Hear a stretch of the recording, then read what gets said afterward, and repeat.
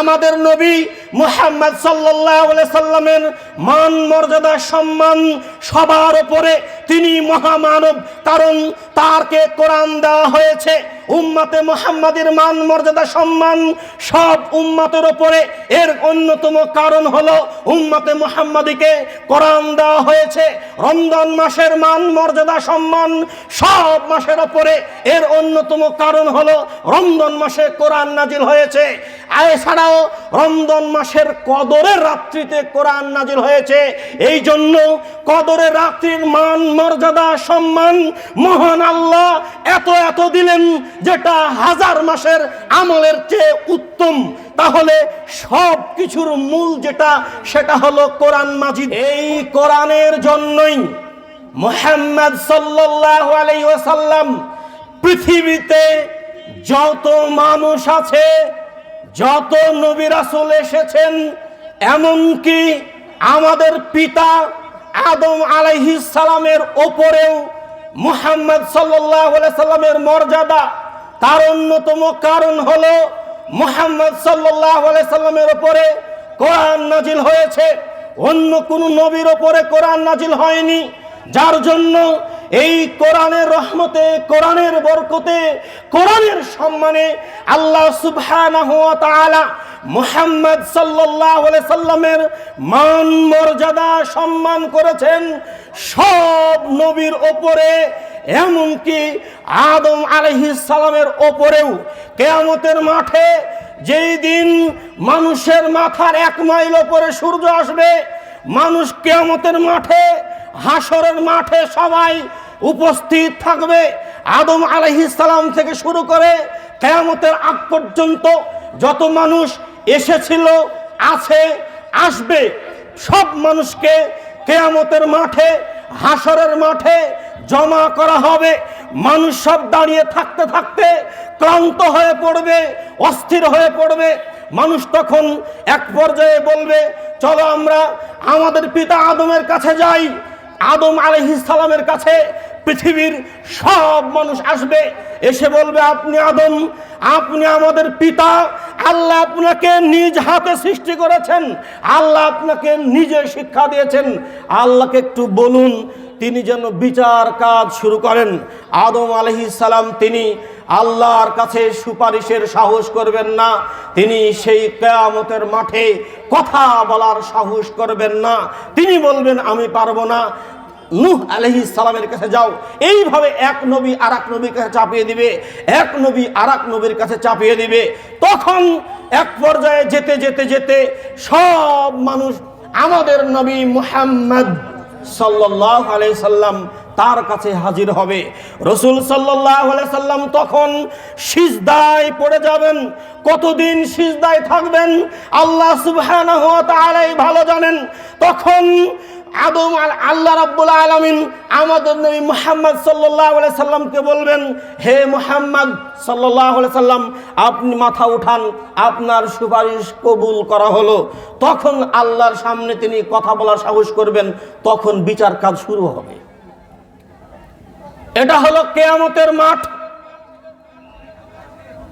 অথচ কোরআন মাজিদ আল্লাহর কাছে অনুমতি চাইবে না, আল্লাহর কাছে কোনো কিছু চাইবে না। একজন বান্দার উপরে জাহান্নাম হয়ে গেছে, সে এখন জাহান্নামী। সহিহ মুসলিমের 805 নম্বর হাদিস, হাদিসটা আপনি একটু দেখুন। জাহান্নাম তার জন্য নির্ধারিত হয়েছে, কিন্তু ওই ব্যক্তি এখন জাহান্নামে যাবে। কোরআন সামনে এসে দাঁড়িয়ে যাবে, কোনো অনুমতি নেই, কোনো পারমিশন নেই। কোরআন সামনে এসে বলবে, আল্লাহ তোমার এই বান্দা রাত্রি জেগে জেগে কোরআন তেলাওয়াত করত, তোমার এই বান্দা আমাকে নিয়মিত তেলাওয়াত করত, কোরআন সুপারিশ করবে এমনও বর্ণনা এসেছে। এক পর্যায়ে আল্লাহর সাথে বাগবিতণ্ডায় লিপ্ত হবে, তর্কে লিপ্ত হবে, ঝগড়ায় লিপ্ত হবে। যতক্ষণ পর্যন্ত আল্লাহ সুবহানাহু ওয়া তাআলা কোরআন মাজিদের সুপারিশ গ্রহণ না করবেন, ততক্ষণ পর্যন্ত কোরআন মাজিদ আল্লাহর সাথে কথা বলতেই থাকবে, আপনার জন্য সুপারিশ করতেই থাকবে। সুবহানাল্লাহ। মানে আপনার জায়গায় যখন আল্লাহ বলবে আচ্ছা ঠিক আছে তুমি জান্নাতে যাও, তখন কোরআন থামবে, তার আগ পর্যন্ত কোরআন থামবে না। কোরআনকে কিয়ামতের মাঠে কোনো অনুমতি নিতে হবে না। এই জন্য আমাদের নবী মুহাম্মদ সাল্লাল্লাহু আলাইহি সাল্লামের চাইতে কোরআনের মান মর্যাদা সম্মান অনেক বেশি, কোরআনের পাওয়ার অনেক অনেক অনেক কোটি কোটি গুণে বেশি। সুবহানাল্লাহ। কোরআনের জন্যই মুহাম্মদ সাল্লাল্লাহু আলাইহি সাল্লামের মান মর্যাদা সম্মান সবার উপরে। কোরআন নাজিল হয়েছে উম্মতে মুহাম্মাদের জন্য। এই জন্য উম্মতে মুহাম্মাদের মান মর্যাদা সম্মান আল্লাহর নিকটে পৃথিবীতে যত উম্মত এসেছে সব উম্মতের উপরে কার স্থান বলেন তো? উম্মতে মুহাম্মাদি। মানে উম্মতে মুহাম্মাদিকে কোরআন দেওয়া হয়েছে, অন্য কোন উম্মতকে কোরআন দেওয়া হয়নি। আমরা জানি আসমানি কিতাব 104 খানা, তার মধ্যে সবচেয়ে বড় বড় কিতাব যেগুলো 4টি, তাওরাত জাবুর ইনজিল কোরআন। তাওরাত জাবুর ইনজিল কোরআন, তো যতগুলো কিতাব আছে তার মধ্যে সব চাইতে মর্যাদাবান, সব চাইতে শ্রেষ্ঠ কিতাব কোনটি বলেন তো? কোরআন মাজিদ। এই কোরআনের জন্য উম্মতে মুহাম্মাদির মান মর্যাদা সম্মান সব উম্মতের উপরে। উম্মতে মুহাম্মাদি এসেছে একেবারে কিয়ামতের সূচনা লগ্নে, একবার পূর্ব মুহূর্তে এসেছে উম্মতে মুহাম্মাদি। কিন্তু কিয়ামতের মাঠে বিচার হবে সবার আগে কার? উম্মতে মুহাম্মাদি। আমরা যে কত সৌভাগ্যবান আমরা নিজেরাও জানি না। কোরআন মাজিদ কোন মাসে নাজিল হয়েছে? রমজান মাসে। একটু দেখুন, আপনি মনোযোগ দিয়ে কথাগুলো শোনার চেষ্টা করুন। সূরা বাকারা 185 নম্বর আয়াত, আল্লাহ সুবহানাহু ওয়া তাআলা বলেন, শাহরু রমদানাল্লাযী উনজিলা ফীহিল কুরআন। রমজান এমন একটা মাস, রমজান এমন একটা মাস, আল্লাযী উনজিলা ফীহিল কুরআন, যিনি এই মাসে কোরআন মাজিদ নাজিল করেছেন। রমজান মাসে কোরআন নাজিল হয়েছে, এই জন্য রমজান মাসের মান মর্যাদা সম্মান সব মাসের ওপরে। এই রমজান মাসের কদরের রাত্রিতে কোরআন নাজিল হয়েছে। মহান আল্লাহ সুবহানাহু ওয়া তাআলা বলেন, ইন্না আনজালনাহু ফি লাইলাতিল কদর, নিশ্চয় আমি কোরআন নাজিল করেছি কদরের রাত্রিতে। আল্লাহ সুবহানাহু ওয়া তাআলা পরের আয়াতে বলেন, ওয়ামা আদরাকা মা লাইলাতুল কদর। হে নবী মুহাম্মদ সাল্লাল্লাহু আলাইহি সাল্লাম, আপনি কি জানেন কদর কি? আমি তো কোরআন নাজিল করেছি কদরের রাত্রিতে, তো আপনি কি জানেন কদরের রাত্রি কি? আল্লাহ সুবহানাহু ওয়া তাআলা উত্তর দিচ্ছেন, লাইলাতুল কদর খায়রুম মিন আলফি শাহর। লাইলাতুল কদর এমন একটা রাত, এমন একটা রজনী যেটা 1000 মাস অপেক্ষা উত্তম। সুবহানাল্লাহ। 1000 মাস ধরে কেউ আমল যদি করে, রাতে নফল সালাত আদায় করে, দিনে নফল সিয়াম পালন করে, 1000 মাস আমল করলে তার আমল নামায় যে নেকি লেখা হবে। কদরের রাত্রি, একটি রাত্রি কেউ যদি এই একটি রাত্রি আমল করতে পারে, ইবাদত করতে পারে, তাহলে তার থেকে অনেক অনেক অনেক গুণে উত্তম হবে। সুবহানাল্লাহ। এটা হলো কদরের রাত্রি। সম্মানিত উপস্থিতি, এই কদরের রাত্রির মান মর্যাদা সম্মান 1000 মাসের চেয়ে বেশি উত্তম। মহান আল্লাহ কেন বললেন? কোরআনের জন্য বললেন। আপনাকে একটু পেছনে আবার বলি আমি, আমাদের নবী মুহাম্মদ সাল্লাল্লাহু আলাইহি সাল্লামের মান মর্যাদা সম্মান সবার উপরে। তিনি মহামানব, কারণ তারকে কোরআন দেওয়া হয়েছে। উম্মতে মুহাম্মাদের মান মর্যাদা সম্মান সব উম্মতের উপরে। এর অন্যতম কারণ হলো উম্মতে মুহাম্মাদিকে কোরআন দেওয়া হয়েছে। রমজান মাসের মান মর্যাদা সম্মান সব মাসের উপরে। এর অন্যতম কারণ হলো রমজান মাসে কোরআন নাজিল হয়েছে। এছাড়াও রমজান মাসের কদরের রাত্রিতে কোরআন নাজিল হয়েছে।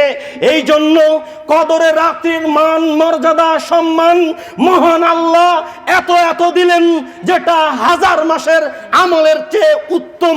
তাহলে সব কিছুর মূল যেটা, সেটা হলো কোরআন মাজিদ।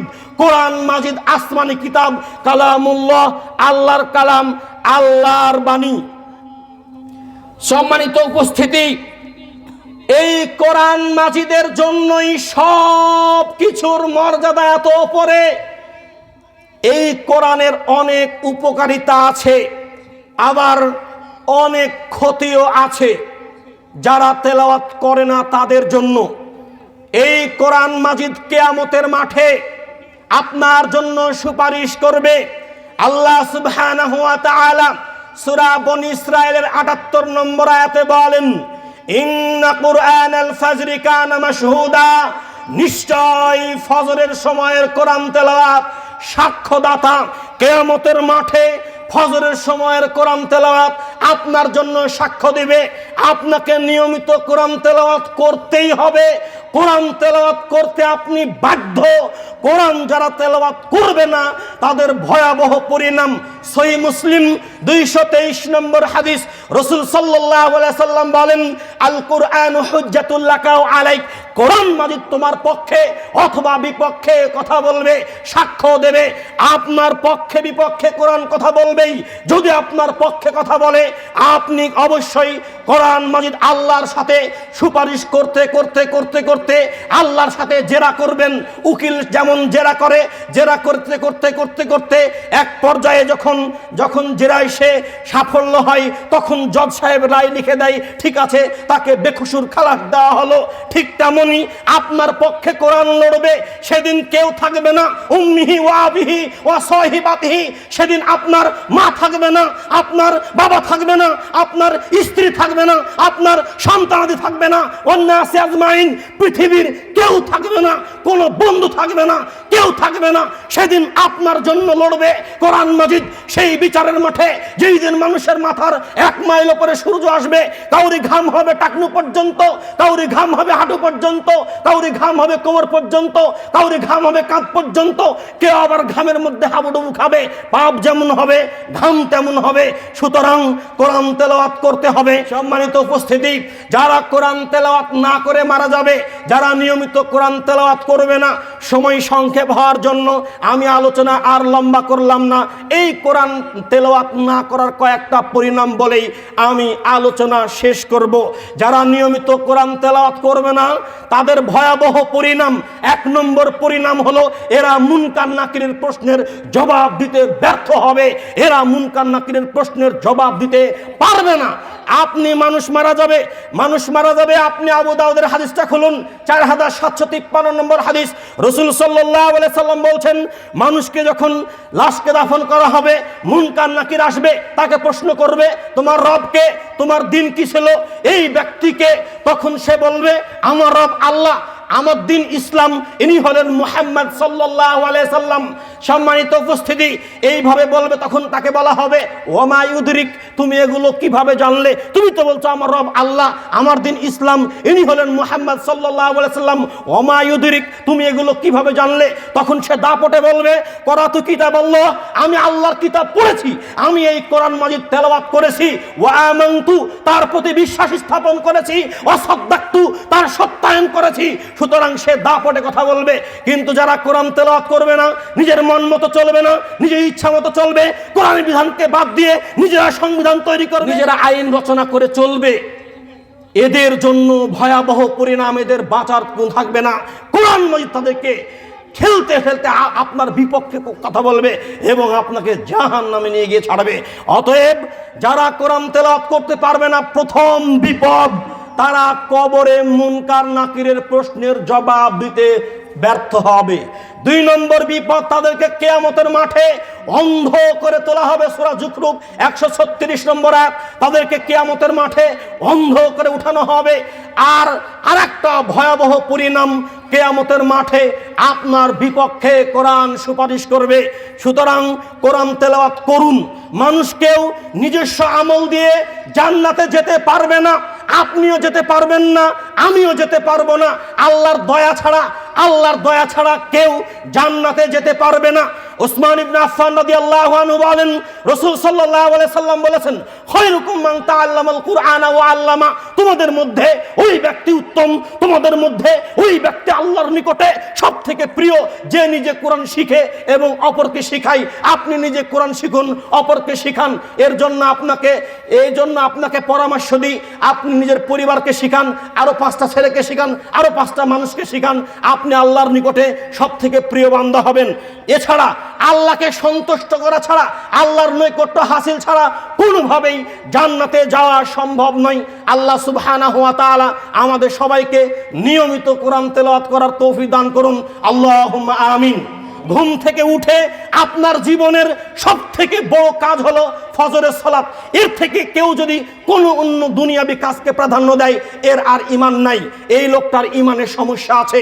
2 নম্বর কথা, আপনার ফজরের সালাতের পরে দ্বিতীয় আপনার পৃথিবীতে জীবনে জরুরি কাজ হলো কোরআন তেলাওয়াত করা, কোরআন তেলাওয়াত করা, কোরআন তেলাওয়াত করা। আল্লাহ সুবহানাহু ওয়া তাআলা আমাদের সবাইকে কোরআন মাজিদ শিখার এবং নিয়মিত তেলাওয়াত করার তৌফিক দান করুন। আল্লাহুম্মা আমিন।